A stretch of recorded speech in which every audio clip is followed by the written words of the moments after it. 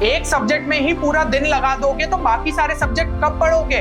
और ऐसा ही चलता रहा तो आखिरी में काफी सारा बैकलॉग क्रिएट हो जाएगा। टॉपर्स कभी भी ऐसे नहीं पढ़ते, और जब तक उस तरीके को आप नहीं समझोगे आपका सिलेक्शन कैसे होगा। जेईई मेंस 2024 के लिए अब सिर्फ जो है 4 महीने रह गए, और हो सकता है कि आप में से कई सारे स्टूडेंट्स ने अभी तक सीरियसली जो है प्रिपरेशन ही नहीं स्टार्ट करी। तो अब क्या जो बचे हुए 4 महीने हैं उसमें एक परफेक्ट टाइम टेबल को फॉलो करते हुए क्या आप जो है एग्जाम को यहाँ पे क्रैक कर सकते हो? तो जवाब है हाँ।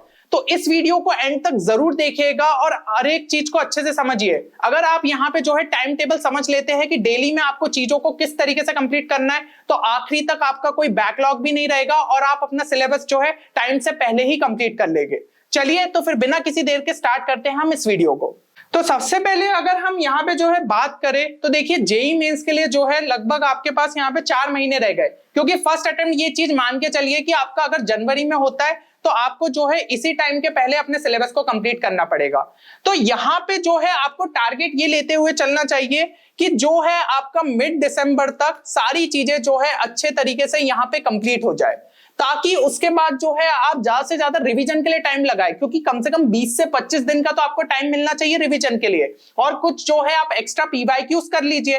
तो यहाँ पे आपकी सारी चीजें अपने आप ही अच्छे तरीके से रिवाइज हो जाएगी। तो ये हमारा टारगेट है। तो क्या अब जो है आप मतलब कि नेक्स्ट 3.5 महीने के अंदर अपने सिलेबस को यहाँ पे कंप्लीट कर सकते हैं? तो बिल्कुल कंप्लीट कर सकते हैं, बस अब आपको जो है स्मार्टली यहाँ पे वर्क करना पड़ेगा। तो देखिए यहाँ पे जो आपका डेली शेड्यूल होना चाहिए वो सबसे पहले फिक्स करिए, क्योंकि कोई भी जो स्टूडेंट है अगर वो एक प्रॉपर शेड्यूल रोज जो है फॉलो करता है तो यहाँ पे वो अपना सिलेबस जो है टाइम से पहले कंप्लीट कर पाता है। और पिछले कई सालों से स्टूडेंट्स ने अपने रूटीन के ही दम पे जो है एग्जाम्स को क्रैक किया है। तो आपका रूटीन अगर अभी तक बिगड़ा हुआ है तो सबसे पहले तो उसको सुधारिए। अब देखिए एक नॉर्मल स्टूडेंट के लिए क्या चीजें मतलब क्या क्या चीजें उसके डेली रूटीन में इन्वॉल्व रहती है उसको यहाँ पे थोड़ा सा डिस्कस किया गया है। तो अगर आपका जो है चीजें मैच नहीं कर रही है तो ट्राई करिए कि इससे मैच करवाए। देखो सबसे पहले तो यार देखो स्टडी का जो टाइम है ना वो कम से कम आप 13 घंटे आपको रखना पड़ेगा। 12 से 13 के बीच में अगर रखोगे तभी जाके जो है इस टाइम के अंदर आप चीजों को कंप्लीट कर पाओगे। हाँ, अगर आपका सिलेबस ऑलरेडी एक अच्छे लेवल पे है तो आप थोड़ा सा ड्यूरेशन कम कर सकते हैं और बाकी जो है रिवीजन पे ज्यादा फोकस कर सकते हैं। लेकिन अगर आपका उतना अच्छी नहीं है प्रिपरेशन तो 12 से 13 घंटे कम से कम जो है अभी जरूरत है।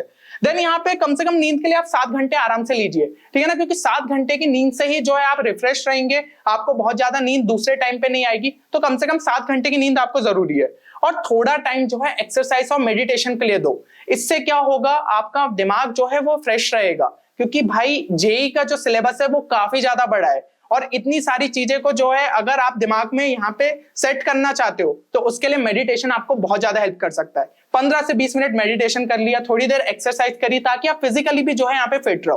तो ये चीजें जरूर से लाइए। बाकी आपका मील्स में मान लीजिए 2-1 घंटे चले भी जा रहा है, वो भी मैं ज्यादा टाइम ले रहा हूँ, पर 1.5 से 2 घंटे में आपका जो है लंच, डिनर और ब्रेकफास्ट ये सब चीजें हो जाती है। और कुछ जो आपकी अदर एक्टिविटीज रहती है वो भी आप जो है 1 घंटे में कर लो। तो इस तरीके से आपका लगभग जो है डेली शेड्यूल रहना चाहिए। अब यहाँ पे देखिए आप में से कई स्टूडेंट्स हो सकते हैं जो कि डे स्टडी प्रेफर करते हैं, मतलब रात में ज्यादा देर तक जगना नहीं पसंद करते, और कुछ स्टूडेंट्स हो सकते हैं कि जो कि अपनी नाइट स्टडी प्रेफर करते हैं, मतलब रात में देर तक जगते 2 या 3 बजे तक और सुबह थोड़ा लेट उठते। तो अब आप पूछेंगे कि इसमें से क्या जो है आपके लिए सही रहेगा, तो ये चीज जो है इंडिविजुअल टू इंडिविजुअल डिफर करती है। हो सकता है आपके लिए नाइट स्टडी जो है उतनी बेनिफिशियल साबित हो रही हो, या फिर जो है दिन में ही आपको पढ़ना बेनिफिशियल साबित हो रहा हो। तो जैसा भी हो आप उस हिसाब से कर सकते हो, बस ये ध्यान रखिएगा 12 से 13 घंटे डेडिकेट करना है। अब उसका डिस्ट्रीब्यूशन किस तरीके से होना चाहिए वो जरूर अपन देखेंगे। तो यहाँ पे अब जो आप डे स्टडी कर रहे हो, नाइट स्टडी कर रहे हो, उसमें कुछ इंपॉर्टेंट पॉइंट जरूर ध्यान रखिएगा। सबसे पहले आप लैपटॉप या फोन अगर प्रेफर कर रहे हो, ठीक है, ऑनलाइन स्टडी अगर मान लीजिए आपका हो रहा है और उसके लिए प्रेफर कर रहे हो, या फिर पेपर सॉल्व करने के लिए कर रहे हो, तो इसको सिर्फ स्टडी पर्पस तक ही जो है यहाँ पे लिमिटेड रखिए। ये नहीं कि आप जो है लैपटॉप खोला, फोन खोला और सोशल मीडिया पे चले गए या फिर किसी और चीज से डिस्ट्रैक्ट हो रहे हो, क्योंकि उस लूप में अगर फंस गए तो पता चला आप 1 घंटा कब निकल जाएगा, 2 घंटा कब निकल जाएगा, 3 घंटा पता ही नहीं चलेगा। तो गलती से भी इस लूप में मत फंसिए। अगर आपको ऐसा लगता है कि यूट्यूब की बहुत ज्यादा जरूरत है, ठीक है, उसी से आप जो है लेक्चर्स यहाँ पे देखना प्रेफर करते हो, तो एक सेपरेट अकाउंट बना लो जहां पे सिर्फ स्टडी से रिलेटेड चीजें ही जो है आप सर्च करो, ताकि वही आपको रिकमेंड हो, है ना। अपना जो नॉर्मल अकाउंट है उसको तो वहां पे जो है बिल्कुल यूज मत करिए। जो भी आपका एक नया अकाउंट बनाओगे उसमें से स्टडी से रिलेटेड चीजें रखो, इससे आपको जो है बहुत ज्यादा बेनिफिट रहेगा। सेकंड चीज कि कुछ इंटरवल्स पे जो है ना आप अलार्म को सेट कर सकते हो, लेट से 2 घंटे पे। तो इससे क्या होगा, हर 2 घंटे के बाद आपको एक रिमाइंडर मिलेगा कि कहीं आप दूसरी जगह तो डिस्ट्रैक्ट नहीं हो गए हो, जो आपने अभी तक डेली शेड्यूल की चीजें थी क्या आप प्रॉपर तरीके से फॉलो कर रहे हो या फिर नहीं। तो ये अलार्म जो चीज है ये आपको बहुत ज्यादा हेल्प करेगी। तो मोबाइल में 2-2 घंटे पे सेट कर लो, ठीक है, तो इससे आपको काफी फायदा होगा। देन यहाँ पे जो है कम से कम यार लंच और डिनर है ना उसको ज्यादा से ज्यादा जो है लाइट ही रखना, बहुत ज्यादा हैवी मत रखना, नहीं तो इससे आपको ज्यादा नींद आएगी। हम ये चीज अफोर्ड नहीं कर सकते कि आप नींद में जो है 9 या 10 घंटे लगा रहे हो, फिर जो है पढ़ाई कब करोगे।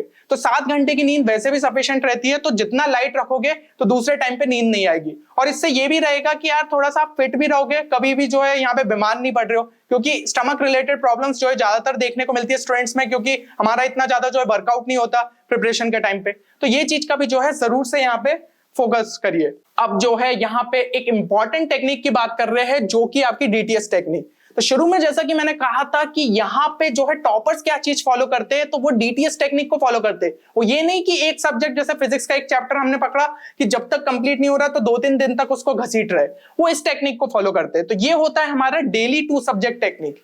ये चीज जो है आपको बहुत ज्यादा हेल्पफुल साबित रहेगी। तो बेसिकली आपको क्या करना है, आपके जो वीक के 6 दिन है मंडे से लेकर सैटरडे में, उसमें हर दिन के 2-2 सब्जेक्ट को जो है डिवाइड कर लीजिए।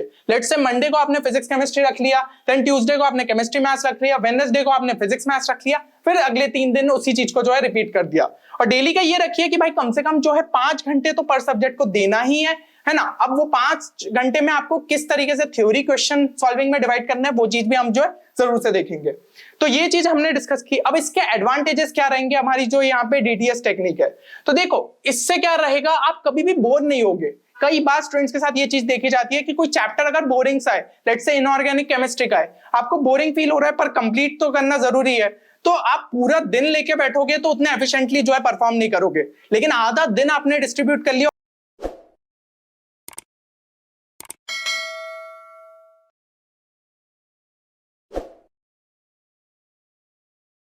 हेल्पफुल साबित रहेगी। दूसरी चीज है कि एक रिपीटेटिव साइकिल रहेगी ना, तो कोई भी सब्जेक्ट पीछे नहीं छूटेगा। नहीं तो ज्यादातर स्टूडेंट्स के साथ ये होता है कि कोई एक सब्जेक्ट में बहुत ज्यादा बैकलॉग क्रिएट हो जाता है और बाकी 2 सब्जेक्ट जो है एक अच्छे लेवल पे रहते हैं। तो जेई में यार कम से कम तीनों सब्जेक्ट एक डिसेंट इस पे रहेंगे, तभी जाके आप एक अच्छे परसेंटाइल जो है यहाँ पे टारगेट कर पाओगे। नेक्स्ट अगर हम यहाँ पे बात करें तो देखिए भाई संडे का जो आपका दिन बच गया है, क्योंकि हमने 6 दिन की बात करी। संडे का जो दिन है उसमें आप रिवीजन और या पीवाईक्यूज पे जो है फोकस कर लीजिए, ठीक है। इससे क्या है मतलब कि जो आपने पूरा पढ़ा है हफ्ते भर में, उसमें कुछ इंपॉर्टेंट जो फॉर्मूलेस आए थे, कुछ इंपॉर्टेंट कॉन्सेप्ट्स आए थे, उनको आप सेपरेटली एक नोटबुक पे नोट डाउन कर लेना, उन्हीं को जो है रिवाइज कर लिया। तो इससे क्या है कोई भी पॉइंट जो है आपके दिमाग से स्लिप नहीं होगा। देन यहाँ पे जो है बैकलॉग का कंप्लीशन के लिए भी टाइम रख सकते हो, क्योंकि पूरा दिन है, 12 से 13 घंटे जो मिल रहे हैं उसमें थोड़ा सा अगर मान लो बैकलॉग का कोई पोर्शन छूट गया था या ऐसा कोई पोर्शन था जो उस टाइम पे आपने छोड़ दिया था कि भाई चलो बाद में देख लेंगे, तो उसको जो है इस टाइम पे कंप्लीट कर लो। इससे क्या होगा कि आपका जो है कोई भी बैकलॉग आखिरी के लिए नहीं बचेगा। और ऑल्टरनेट संडे पे क्या कर सकते हो, आप जो है ना एक आधा मॉक टेस्ट दे लो, भलाई पार्ट टेस्ट ही दे लो, कम से कम आपको पता चलेगा कि आपकी प्रिपरेशन किस लेवल पे। और अगर आपके वो पार्ट टेस्ट में कम नंबर आ रहे तो पीछे जाके देखो कि भाई कहां पे कौन से चैप्टर में जो है अभी भी वीकनेस है, तो उसमें थोड़े से और क्वेश्चंस फिर आपको सॉल्व करने की जरूरत है ना। तो ये चीज जो है आपके लिए काफी जरूरी है। देन यहाँ पे अब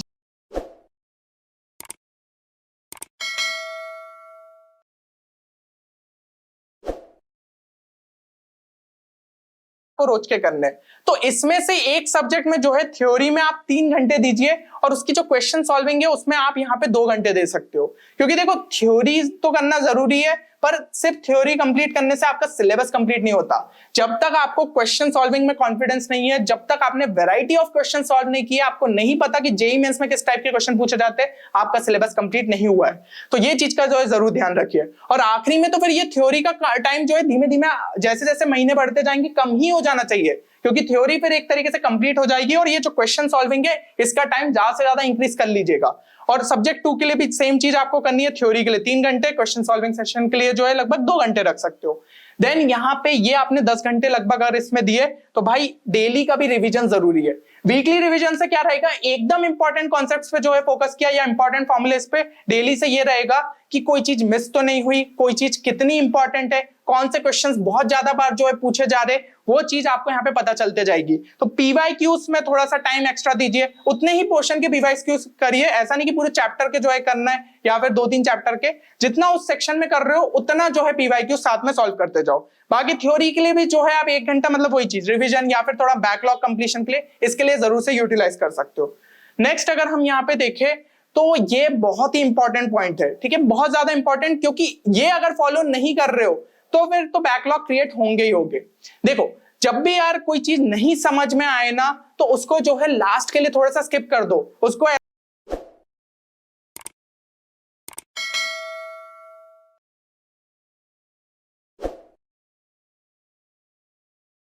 बाद में क्या करना, जो आपको 2 घंटे लास्ट में मिल रहे हैं ना रिवीजन के, डेली रिवीजन में, उसमें उसको सर्च किया कि आखिर वो टॉपिक क्या था, उससे रिलेटेड 2-3 अच्छे से जो है यूट्यूब पे वीडियो देखे, और अच्छे से जब आपको वो एक्सप्लेनेशन क्लियर हो जाएगा तो वो अपना डाउट क्लियर आपका हो जाएगा। लेकिन अगर वो जो 5 घंटे जिसमें आपको थ्योरी और क्वेश्चंस करने, उसमें अगर आप टाइम इन्वेस्ट करते हो तो पता चला भाई आधा घंटा लगा रहे हो, 1 घंटा लगा रहे हो, वो कॉन्सेप्ट नहीं समझ में आया तो उसी में पूरा टाइम जा रहा है, ये चीज बिल्कुल मत करना। तो इस चीज का जो है जरूर से ध्यान रखिए, क्योंकि ये जो है आपका टाइम काफी ज्यादा लिमिटेड है। अगले मतलब जो 3.5 महीने उसमें सिलेबस नहीं कंप्लीट करते हो तो रिवीजन के लिए टाइम नहीं मिलेगा, रिवीजन नहीं होगा तो आपको जो है कॉन्फिडेंस ही नहीं आएगा जेईई मेंस के लिए, क्योंकि इतना सारा पोर्शन है तो एक बार रिवाइज करना बनता है। तो ये चीजें जो है हमने यहाँ पे डिस्कस करी। बाकी अब इस वीडियो को जो है मेरे हिसाब से जो चीजें आपको मुझे कन्वे करनी थी वो मैंने यहाँ पे कर दी है, और होपफुली ये वीडियो आप सभी के लिए बेनिफिशियल साबित होगा।